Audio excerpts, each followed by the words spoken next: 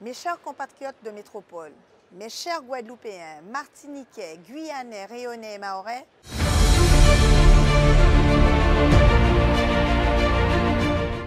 l'Assemblée nationale examine actuellement le projet de réforme des retraites présenté par le gouvernement.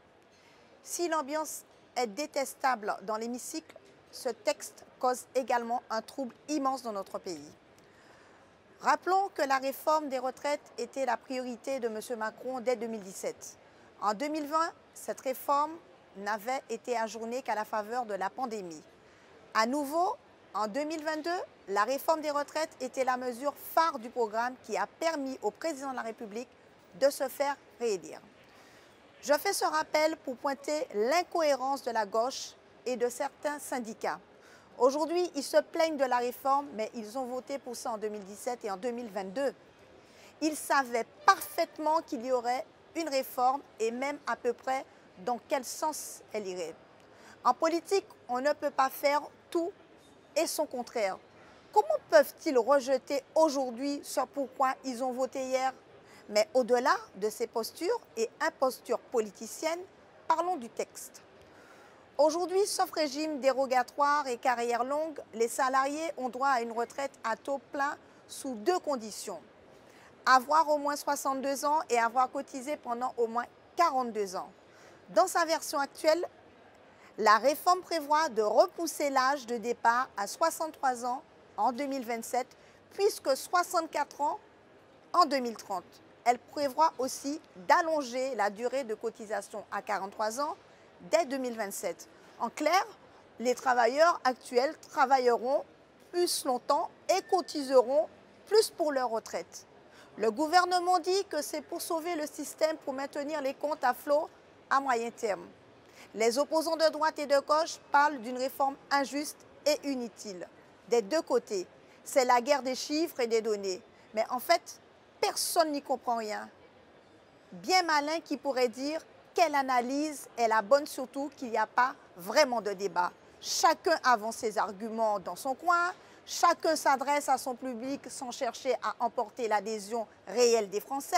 Ce n'est pas un débat, c'est une cacophonie où chacun avance dans son couloir. C'est pourquoi je crois indispensable de recourir au référendum sur un sujet aussi grave, central, essentiel pour la vie de millions de Français. Dans un contexte de très grande tension sociale dans le pays. Il faut un vrai débat, il faut une confrontation sérieuse des chiffres et des faits.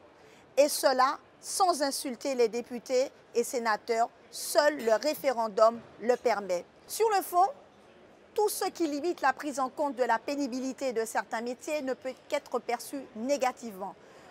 Et c'est le sentiment de beaucoup avec cette réforme. Est-ce que les carrières longues et pénibles de gens qui n'ont pas passé leur carrière tranquillement, derrière un bureau, seront assez valorisées? Je n'en suis pas sûre et beaucoup de Français n'en sont pas certains non plus. D'où un sentiment d'injustice que n'arrive pas à dissiper le gouvernement. Je souhaite une réforme juste, inclusive, qui emportera l'adhésion des Français. Je souhaite que cette réforme fasse l'objet d'un débat public et honnête auquel tous les Français seront associés. Je souhaite la tenue d'un référendum pour valider le projet issu de la plus large consultation possible. Discuter et rechercher des compromis, c'est ma conception de ce que doit être une démocratie moderne. J'ai écrit au Premier ministre pour lui suggérer cette solution, la seule qui me paraît raisonnable, la seule qui peut calmer le trouble immense qui saisit le pays.